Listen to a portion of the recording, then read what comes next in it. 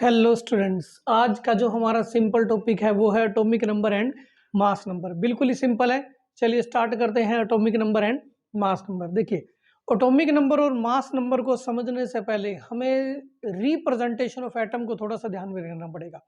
कैसे करते हैं? देखिए, रिप्रेजेंटेशन ऑफ एटम, एक एटम को हम किस टाइप से रिप्रेजेंट करते हैं, ये बात ज्यादा इंपॉर्टेंट है।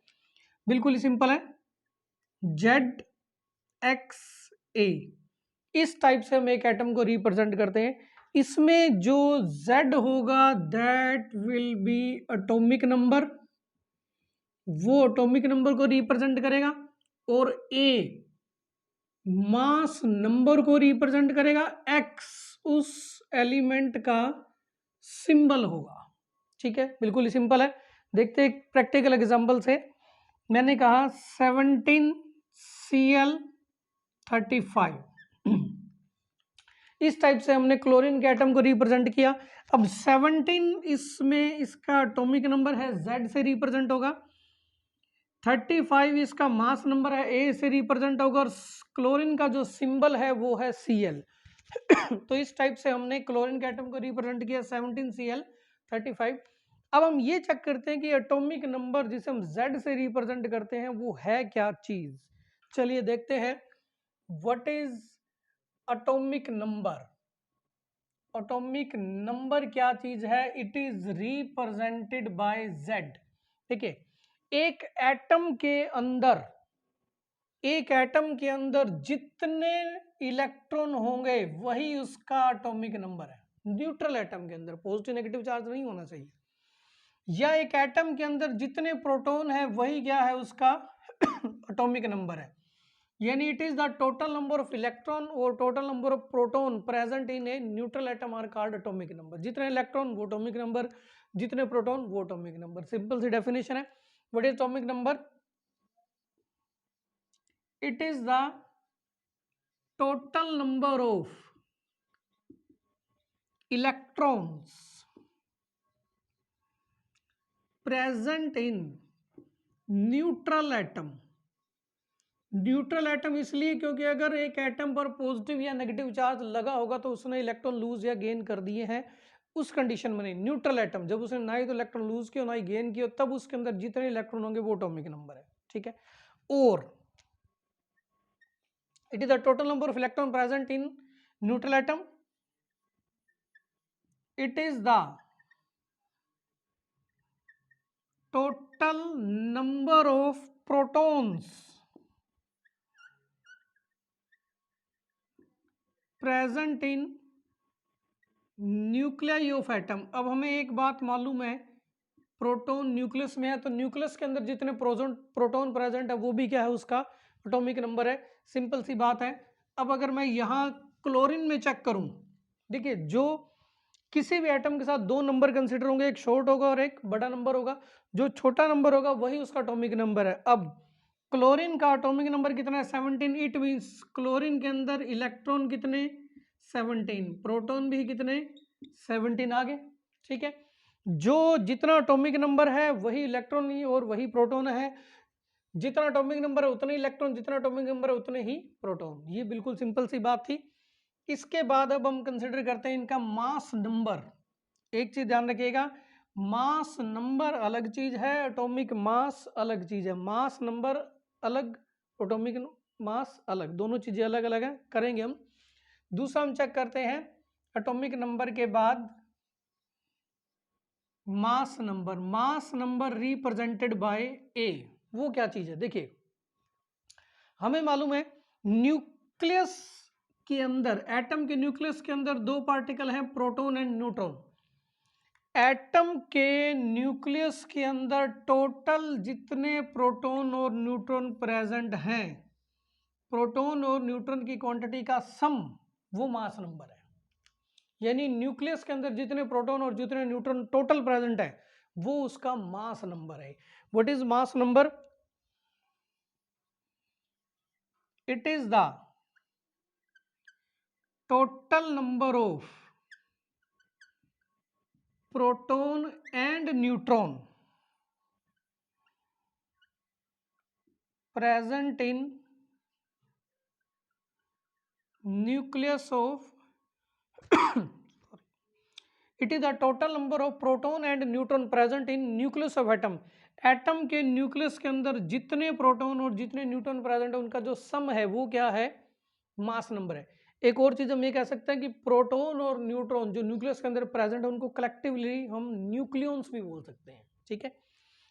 ये भी कह सकते हैं it is the total number of proton and neutron या न्यूक्लियॉन्स। न्यूक्लियॉन्स, न्यूक्लियॉन्स किसे बोलते हैं हम, प्रोटॉन और न्यूट्रॉन को कलेक्टिवली हम क्या कह सकते हैं, न्यूक्लियॉन्स। यानी अगर आपने जितना एटॉमिक नंबर है उतने इलेक्ट्रॉन है, जितना एटॉमिक नंबर है उतने प्रोटॉन है, जो मास नंबर है वो प्रोटॉन और न्यूट्रॉन का सम है, ठीक है। अब यहां से हम प्रोटॉन, न्यूट्रॉन और इलेक्ट्रॉन इनकी अलग अलग क्वांटिटी कैसे निकालेंगे वो देखते हैं। देखिए हमने कहा जो मास नंबर है वो किसके बराबर है, प्रोटॉन और न्यूट्रॉन के सम के बराबर है। क्या मैं इसको ऐसे लिख सकता हूं A = Z+N, क्योंकि जितनी प्रोटॉन की क्वांटिटी है वही तो क्या है, Z है। तो क्या इसको और इस टाइप से लिख सकता हूं A - Z = न्यूट्रॉन, यानी मास नंबर में से अगर हम एटॉमिक नंबर माइनस कर दे तो हमें न्यूट्रॉन मिल जाएंगे, ठीक है। ध्यान रखिएगा, इलेक्ट्रॉन निकालने हैं तो Z देखिए, प्रोटॉन निकालने हैं तो Z देखिए, न्यूट्रॉन अगर निकालने हैं तो मास नंबर में से एटॉमिक नंबर माइनस कर दो, न्यूट्रॉन = A - Z, यानी इन तीन से electron = Z, proton = Z, neutron = A - Z, इन तीनों की हेल्प से हम इलेक्ट्रॉन, प्रोटॉन, न्यूट्रॉन निकाल सकते हैं। क्लोरीन में करते हैं, इसका एटॉमिक नंबर 17 था, उतने इलेक्ट्रॉन उतने प्रोटॉन। न्यूट्रॉन इसके अंदर कितने निकलेंगे, न्यूट्रॉन निकलेंगे A - Z, इसका A 35 है, Z 17 है, 35 - 17 = 18। तो इसके अंदर देखिए इलेक्ट्रॉन, प्रोटॉन, न्यूट्रॉन सब कुछ निकल चुका है। एक और एग्जांपल करते हैं, हमने कहा 11Na23, ये सोडियम की रिप्रेजेंटेशन होगी। इसमें A है, जो 11 है वो इसका Z है, A है वो 23 है, ठीक है। तो इलेक्ट्रॉन इसमें कितने होंगे, प्रोटॉन कितने होंगे, न्यूट्रॉन कितने होंगे, फ्रीक्वेंट निकल जाएंगे। जितना एटॉमिक नंबर है उतने ही इलेक्ट्रॉन, जितना एटॉमिक नंबर है उतने ही प्रोटॉन, और A - Z न्यूट्रॉन, A 23 है, Z 11 है, 23 - 11 = 12। फाइंड आउट हो गए, सिंपल है। किसी भी एटम में बिल्कुल इजीली हम इलेक्ट्रॉन, प्रोटॉन, न्यूट्रॉन को इस टाइप से फाइंड आउट कर सकते हैं। एक और एग्जांपल लेते हैं, 26 iron 56, frequent electron, proton, neutron निकालिए, वीडियो पॉज करके चेक करो। जो ये लोअर नंबर है वो इसका एटॉमिक नंबर है, और जो लार्ज नंबर है वो इसका मास नंबर है। ये atomic number, mass number, electron, proton, neutron frequent निकलेंगे। जितना एटॉमिक नंबर 26 वही इलेक्ट्रॉन, जितना एटॉमिक नंबर 26 वही प्रोटॉन। न्यूट्रॉन निकालने के लिए A - Z, 56 - 26, 56 - 26 = 30। तो ये हमारे पास इलेक्ट्रॉन, प्रोटॉन, न्यूट्रॉन आ चुके हैं। सिंपल सी बात है, किसी भी एलिमेंट के अंदर अगर उसकी रिप्रेजेंटेशन दी हुई हो तो हम इलेक्ट्रॉन, प्रोटॉन, न्यूट्रॉन निकाल सकते हैं। अब एक चीज और ध्यान रखनी है, देखिए जब भी, अब हम आयन का केस लेते हैं जिसके अंदर सिर्फ इलेक्ट्रॉन कम ज्यादा हो सकते हैं। एक चीज ध्यान रखनी है कि neutron and proton they are present in nucleus. वो हमेशा किसके अंदर प्रेजेंट होते हैं, न्यूक्लियस के अंदर प्रेजेंट होते हैं। और आप न्यूक्लियस में से ऐसे किसी भी तरीके से आप इलेक्ट्रॉन या प्रोटॉन और न्यूट्रॉन ना ही तो ऐड कर सकते हैं ना ही निकाल सकते, वो चेंज नहीं होंगे। Neutron and proton are present in nucleus, so they can not change in number, वो चेंज नहीं हो सकते किसी भी। And electrons are present in shell, वो शेल में है, एक एटम के बाहर है। ये न्यूक्लियस है, प्रोटॉन और न्यूट्रॉन न्यूक्लियस के अंदर है। इसके चारों तरफ सर्कुलर पाथ के, इस सर्कुलर पाथ को हम शेल बोलते हैं। इनके अंदर क्या है, इलेक्ट्रॉन्स होते हैं, ठीक है। ये इलेक्ट्रॉन है। हम क्या कर सकते हैं, एनर्जी देकर इन इलेक्ट्रॉन को बाहर निकाल सकते हैं, इलेक्ट्रॉन कम भी कर सकते हैं, या कुछ और इलेक्ट्रॉन को इन शेल के अंदर ऐड भी कर सकते हैं। पर किसी के भी न्यूक्लियस में से प्रोटॉन को निकालना या प्रोटॉन को ऐड करना, न्यूट्रॉन को निकालना या न्यूट्रॉन को ऐड करना, ये पॉसिबल नहीं है। प्रोटॉन और न्यूट्रॉन की क्वांटिटी चेंज नहीं होती, ध्यान रखना, they can not change. But electron shell में है तो they can change, their quantity can change,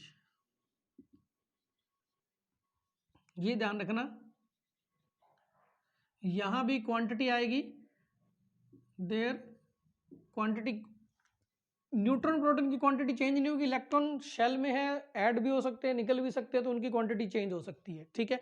यानी सिंपल सी बात, एक चाहे न्यूट्रल एटम हो, चाहे कैटायन हो, चाहे एनायन हो, पॉजिटिव चार्ज हो, नेगेटिव चार्ज हो, प्रोटॉन न्यूट्रॉन की क्वांटिटी में कोई फर्क नहीं पड़ेगा, फर्क सिर्फ किस में आएगा, इलेक्ट्रॉन में। और अब कैसे आएगा वो भी हम देखते हैं, ठीक है। ये एक सोडियम का एटम है, जैसे ही इसने एक इलेक्ट्रॉन लूज किया तो इस पर एक पॉजिटिव चार्ज आ जाएगा। ये आप देखिए, एक इलेक्ट्रॉन लूज किया तो एक पॉजिटिव चार्ज आ जाएगा, दो इलेक्ट्रॉन लूज करेंगे दो पॉजिटिव चार्ज आएंगे, यानी जितने पॉजिटिव चार्ज उतने इलेक्ट्रॉन लूज, ठीक है। क्लोरीन है, इसने एक इलेक्ट्रॉन ले लिया तो ये क्या बन जाएगा, Cl-1। जितने इलेक्ट्रॉन लेंगे उतना -1 का चार्ज आएगा, और जितने इलेक्ट्रॉन लूज करेंगे उतने प्लस का चार्ज आएगा। और पॉजिटिव वाले आयन को हम कैटायन बोलते हैं, नेगेटिव वाले आयन को हम एनायन बोलते हैं। कैटायन जिस पर पॉजिटिव चार्ज होगा उसमें क्या होंगे, इलेक्ट्रॉन गेट लूज, उसमें इलेक्ट्रॉन कम होंगे। कितने कम होंगे, जितना उस पर चार्ज है। +1 का चार्ज है तो एक इलेक्ट्रॉन कम हुआ है, +2 का चार्ज है तो दो इलेक्ट्रॉन कम हुए हैं। एनायन नेगेटिव वाले आयन होते हैं, उनमें इलेक्ट्रॉन क्या होंगे, गेन हुए। कितने इलेक्ट्रॉन गेन हुए, जितना ऊपर चार्ज, जैसे Cl पर -1 है तो एक इलेक्ट्रॉन लिया है, सोडियम पर +1 है तो एक इलेक्ट्रॉन लूज किया है, किसी पर अगर +2 होगा तो उसने दो इलेक्ट्रॉन लूज किए होंगे, -2 होगा तो उसने दो इलेक्ट्रॉन गेन किए होंगे। ये ध्यान रखना है, न्यूट्रॉन और प्रोटॉन चेंज नहीं होते। चलिए इसको एक एग्जांपल से क्लियर करते हैं। मैंने कहा 13 एल्यूमिनियम 27 है, न्यूट्रल एटम ये है, पर आपको एल्यूमिनियम 3 पॉजिटिव, इसके अंदर इलेक्ट्रॉन प्रोटॉन न्यूट्रॉन बताने हैं, ठीक है। एल्यूमिनियम का एक एटम ऐसे रिप्रेजेंट होता है, पर आपको aluminium 3 positive electron proton neutron बताने हैं। चलिए पहले इसके अंदर निकालते हैं इलेक्ट्रॉन प्रोटॉन न्यूट्रॉन की क्वांटिटी क्या है। ये इसका एटॉमिक नंबर है, ये एटॉमिक नंबर है, और ये इसका मास नंबर है। जितना एटॉमिक नंबर उतने इलेक्ट्रॉन, जितना एटॉमिक नंबर उतने प्रोटॉन। न्यूट्रॉन कैसे निकलेंगे, A-Z, न्यूट्रॉन निकालने के लिए A-Z, यानी 27 - 13 = 14। यानी हमारे पास इस न्यूट्रल एल्यूमिनियम के एटम के अंदर इलेक्ट्रॉन 13, प्रोटॉन 13, न्यूट्रॉन 14। अब हमें इस एल्यूमिनियम 3 पॉजिटिव में निकालने। ध्यान रखिएगा, हमने बताया था कि प्रोटॉन और न्यूट्रॉन की क्वांटिटी चेंज नहीं होती। प्रोटॉन इसमें भी 13 है तो फिर इसमें भी 13, न्यूट्रॉन 14 है तो इसके अंदर भी 14। क्वांटिटी सिर्फ किसकी चेंज होती है, इलेक्ट्रॉन की। क्यों, क्योंकि वो शेल में है, बाहर आउटर शेल के अंदर है। इनर शेल में भी है, आउटर शेल में भी है, तो आउटर शेल में से इलेक्ट्रॉन निकल भी सकता है, ऐड भी हो सकता है और निकल भी सकता है। अब इस केस में देखिए 3 पॉजिटिव है, 1 पॉजिटिव का मतलब 1 इलेक्ट्रॉन कम हुआ, 2 पॉजिटिव का मतलब 2 इलेक्ट्रॉन कम हुए, 3 पॉजिटिव का मतलब 3 इलेक्ट्रॉन कम हुए। पहले इसमें कितने इलेक्ट्रॉन थे, 13, कम कितने हो गए, 3 पॉजिटिव का मतलब 3 इलेक्ट्रॉन कम हो गए, तो अब इसके अंदर इलेक्ट्रॉन कितने बच गए, 10। तो this is exact representation of aluminium 3 positive, electron 10, proton 13, neutron 14। एक और एग्जांपल करते हैं क्योंकि ये चीज हमें बिल्कुल डीपली क्लियर होनी चाहिए, एग्जाम में 1 या 2 मार्क्स के अंदर डेफिनेट आ जाती है। और देखते हैं हम, अब नेगेटिव का एग्जांपल लेते हैं। हमने लिया 15 फास्फोरस 31, पर P3 नेगेटिव में हमने बताना है कितने इलेक्ट्रॉन, कितने प्रोटॉन, कितने न्यूट्रॉन है। पहले न्यूट्रल में, इसमें देखते हैं कितने इलेक्ट्रॉन, कितने प्रोटॉन। देखिए जो लोअर नंबर है वो atomic number, higher number mass number. जितना एटॉमिक नंबर है उतने इलेक्ट्रॉन, जितना एटॉमिक नंबर है उतने प्रोटॉन। न्यूट्रॉन कैसे निकलेंगे, A - Z, 31 - 15 = 16। ये हमारे पास न्यूट्रल फास्फोरस के अंदर इलेक्ट्रॉन प्रोटॉन न्यूट्रॉन आ चुके हैं। P3 नेगेटिव में पहले बात, प्रोटॉन और न्यूट्रॉन की क्वांटिटी नहीं बदलती, चाहे पॉजिटिव लगे चाहे नेगेटिव लगे। तो प्रोटॉन अगर इसमें 15 है तो यहाँ भी प्रोटॉन 15, न्यूट्रॉन यहाँ 16 है तो न्यूट्रॉन यहाँ भी 16। इलेक्ट्रॉन देखते हैं, P3 नेगेटिव, नेगेटिव का मतलब इलेक्ट्रॉन ऐड हो रहे हैं या पॉजिटिव मतलब इलेक्ट्रॉन लूज हो रहे हैं। 3 नेगेटिव है, एक नेगेटिव हो तो एक इलेक्ट्रॉन ऐड हुआ है, 2 नेगेटिव तो 2 इलेक्ट्रॉन, 3 नेगेटिव तो मतलब 3 इलेक्ट्रॉन ऐड हो गए। पहले इलेक्ट्रॉन कितने थे 15, इस 3 नेगेटिव के कारण ऐड कितने हो गए 3 इलेक्ट्रॉन, तो टोटल इलेक्ट्रॉन इसके अंदर 18 इलेक्ट्रॉन, 15 प्रोटॉन, 16 न्यूट्रॉन। ये हमारे पास इनका फाइनल रिजल्ट आ गया, ध्यान रखिएगा इस बात को, ठीक है। चलिए और हम इसका देखो EPNZA,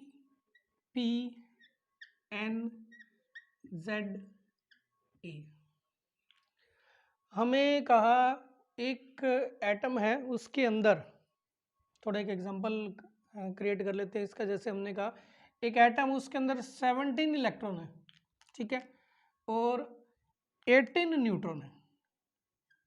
तो हमें प्रोटॉन, एटॉमिक नंबर और मास नंबर ये बताना। अब देखो ये कैसे सोल्व होगा, ये एक न्यूट्रल एटम का दिया जाएगा जो आपको, ठीक है। जितने एक एटम के अंदर इलेक्ट्रॉन होंगे वही तो क्या बन जाएगा उसका एटॉमिक नंबर, ठीक है ना, क्योंकि जितना एटॉमिक नंबर उतने इलेक्ट्रॉन है, जितने इलेक्ट्रॉन उतना एटॉमिक नंबर है। अगर इलेक्ट्रॉन 17 है तो फिर इसका एटॉमिक नंबर भी 17 बन गया, और जितना एटॉमिक नंबर बनेगा उतने ही क्या बन जाएंगे उसके अंदर प्रोटॉन, यानी Z अगर 17 है तो प्रोटॉन भी इसके अंदर कितने आ गए 17 आ गए। फिर हमें A कैसे निकालना है, A निकालना है प्रोटॉन प्लस न्यूट्रॉन। प्रोटॉन इसके अंदर 17 है, न्यूट्रॉन 18 है, दोनों का सम कितना हो जाएगा 17 + 18 = 35। तो A की वैल्यू भी इस टाइप से निकल जाएगी। यानी इस EPNZA के सिस्टम में भी हम इन तीनों फॉर्मूलाज को, इनको, इसको और इसको, इनको अप्लाई करके किसी की भी वैल्यू फाइंड आउट कर सकते हैं, ये ध्यान रखिएगा। तो ये था हमारा atomic number and mass number की डिटेल। अब इसके बेस पर हम कुछ इंपॉर्टेंट डेफिनेशन करते हैं, इन्हीं के बेस पर एटॉमिक नंबर और मास नंबर के बेस पर इंपॉर्टेंट डेफिनेशन करते हैं। सबसे पहली डेफिनेशन है हमारे पास isotope. What is isotope? Simple सी डेफिनेशन है। आइसोटोप क्या है, देखिए 6C12 6C14, मैंने कहा ये एक दूसरे का आइसोटोप है। अब यहां जो जो चीजें हमें अपीयर हो रही है पहले उनको चेक करते हैं। क्या ये सेम एटम है? यस, दोनों ही कार्बन के एटम है, सेम एटम हो गए ना कार्बन के। क्या इनका एटॉमिक नंबर सेम है? यस,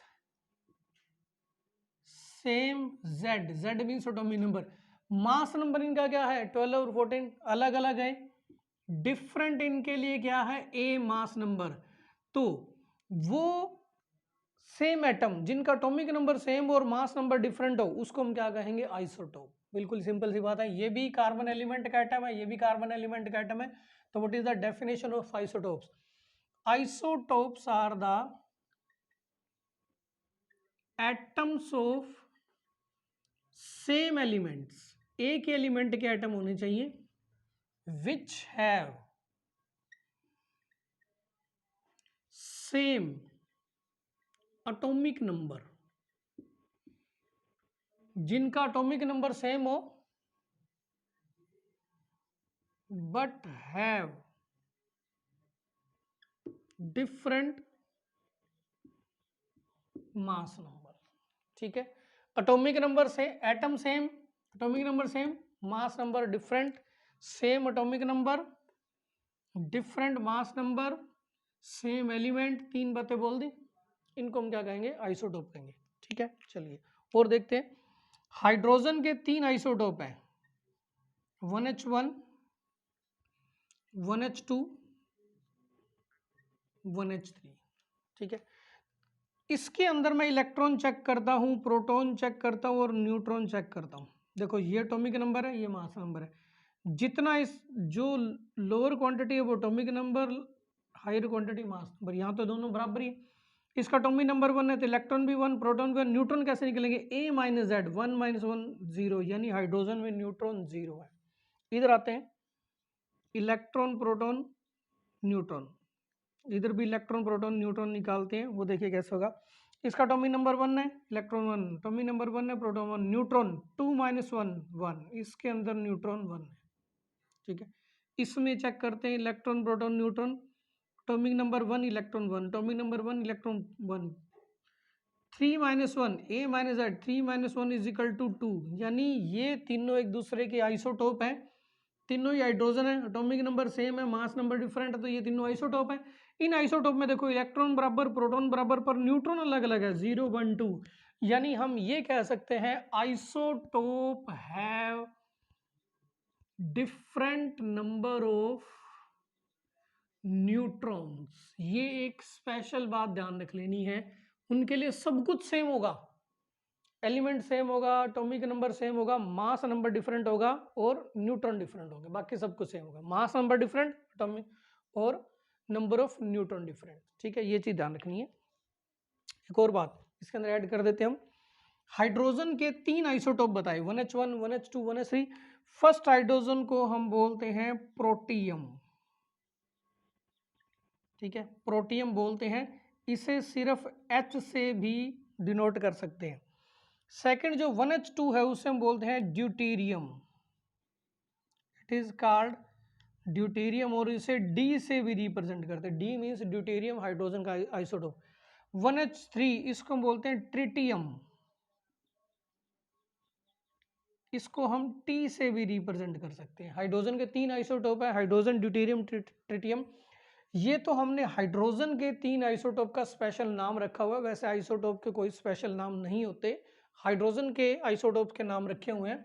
जो आइसोटोप हैं उनको बताने के लिए सिर्फ क्या किया जाता है, मास नंबर लगा दिया जाता है, ठीक है।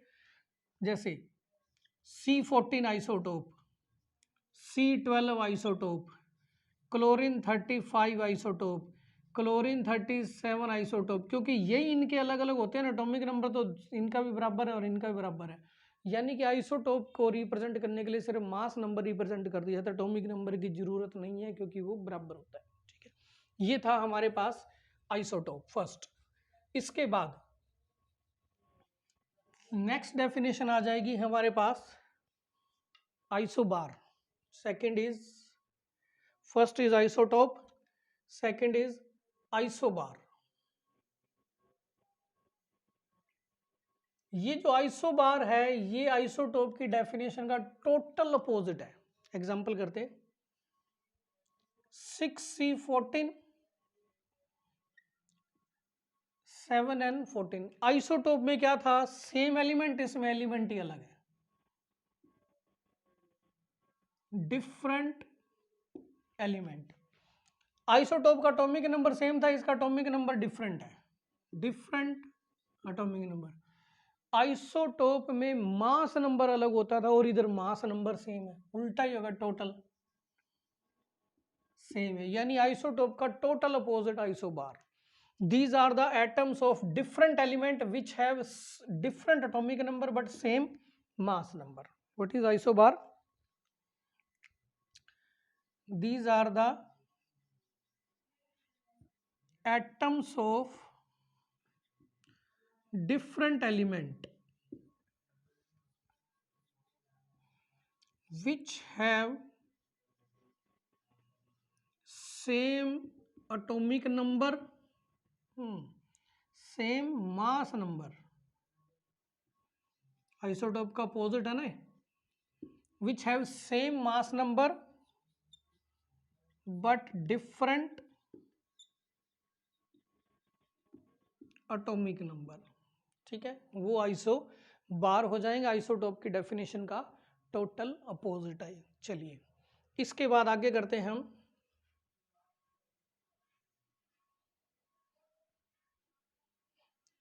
Isotope, isobar, now isotone. Third definition है आइसोटोन, ये क्या होंगे, देखो आइसोटोन। सबसे पहले ये देखिए जरा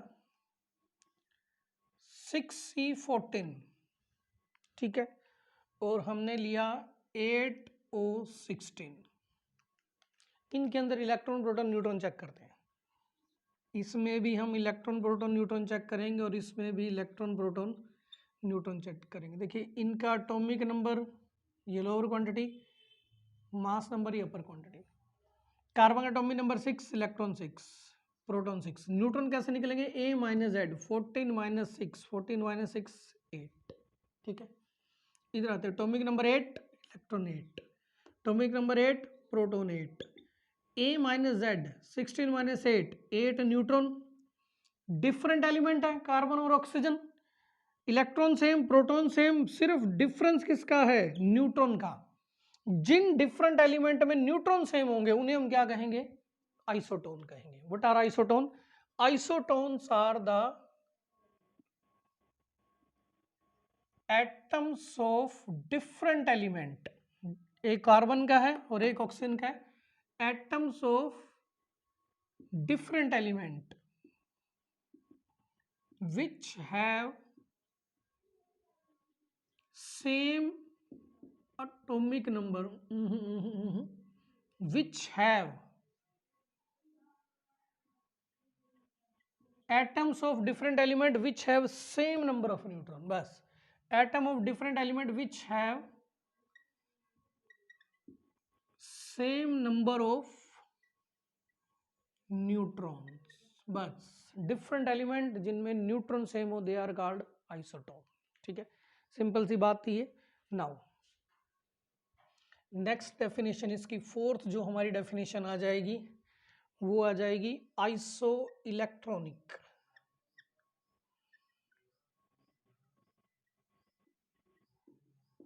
आइसो इलेक्ट्रॉनिक वो क्या है, ये वो सब्सटेंस हो सकते हैं। अब सब्सटेंस में चाहे वो एटम हो, चाहे कैटायन हो, चाहे एनायन हो। पॉजिटिव वाले आयन को कैटायन बोलते हैं, नेगेटिव वाले को एनायन बोलते हैं। अब देखिए मैंने कहा नाइट्रोजन का एटॉमिक नंबर है 7, ठीक है, पर इसमें मैंने लगा दिया 3 माइनस का चार्ज, ठीक है। ऑक्सीजन का एटॉमिक नंबर है 8, इस पर लगा दिया 2 माइनस का चार्ज। फ्लोरीन का एटॉमिक नंबर है 9, इस पर लगा दिया -1 का चार्ज। नियोन का एटॉमिक नंबर है 10, इस पर कुछ नहीं किया। फिर सोडियम का एटॉमिक नंबर है 11, इस पर +1 लगा दिया। मैग्नीशियम का एटॉमिक नंबर है 12, इस पर +2 लगा दिया। एल्यूमिनियम का एटॉमिक नंबर है 13, इस पर हमने +3 लगा दिया। अब देखो इन सभी के अंदर मैं इलेक्ट्रॉन चेक करता हूं। देखो नाइट्रोजन का एटॉमिक नंबर 7 है, इसके अंदर 7 इलेक्ट्रॉन होंगे, पर हमने बताया था कि अगर नेगेटिव लग जाए तो इलेक्ट्रॉन ऐड हो जाएंगे, पॉजिटिव लग जाएंगे तो इलेक्ट्रॉन कम हो जाएंगे। इस पर 3 नेगेटिव लग गए यानी 3 इलेक्ट्रॉन ऐड हो गए। 7 पहले थे, 3 और इलेक्ट्रॉन ऐड हो गए तो 10। इसमें भी इलेक्ट्रॉन 8 तो इसके खुद के थे, 2 नेगेटिव 2 और ऐड हो गए तो 10। 9 खुद के थे, 1 और ऐड हो गए तो 10। इसने कुछ ही नहीं किया तो 10। इस पर +1, प्लस का मतलब इलेक्ट्रॉन कम हो रहे हैं। जितना प्लस का चार्ज लगेगा उतने इलेक्ट्रॉन कम हो रहे हैं। 1 प्लस मतलब 1 electron come, 2 plus means 2 electron come, and so on. इसका एटॉमिक नंबर कितना, 11 इसके अंदर इलेक्ट्रॉन थे, 1 प्लस का चार्ज लग गया मतलब 1 इलेक्ट्रॉन कम। 11 में से 1 कम, इलेक्ट्रॉन 10। 12 में से 2 कम, इलेक्ट्रॉन 10। 13 में से 3 कम, इलेक्ट्रॉन 10। क्लियर। ये सारे डिफरेंट एटम है, पर इन सभी के अंदर इलेक्ट्रॉन क्या है, सेम है।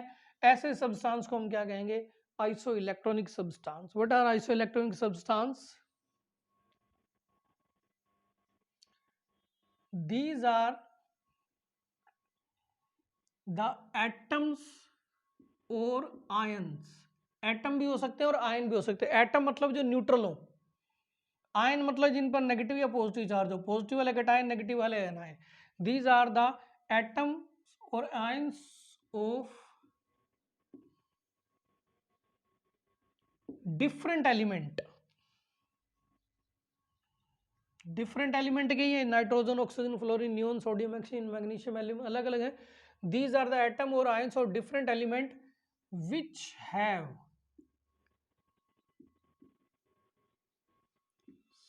सेम नंबर ऑफ इलेक्ट्रॉन्स, जिनमें इलेक्ट्रॉन सेम हो उन्हें हम क्या कहेंगे, आइसो इलेक्ट्रॉनिक। ठीक है, ये पूरी सीरीज थोड़ा ध्यान रख लेना क्योंकि बार बार यूज होती है। Nitrogen, oxygen, fluorine, neon, sodium, magnesium, aluminium की। ये था हमारे पास आइसो इलेक्ट्रॉनिक। फिफ्थ है हमारे पास आइसो डायफर। देखो, एक होता है हमारे पास आइसोटोपिक नंबर,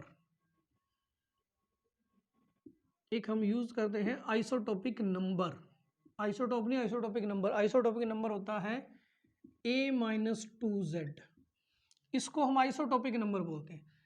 जिन एटम्स का या एलिमेंट्स का आइसोटोपिक नंबर सेम होगा वो एक दूसरे का आइसोडाइफर कहलाएंगे। जैसे देखिए जरा इधर, हम पहले मैंने कहा 6C12 8O16, इसका भी A-2Z काउंट करते हैं। A-2Z मतलब आइसोटोपिक नंबर।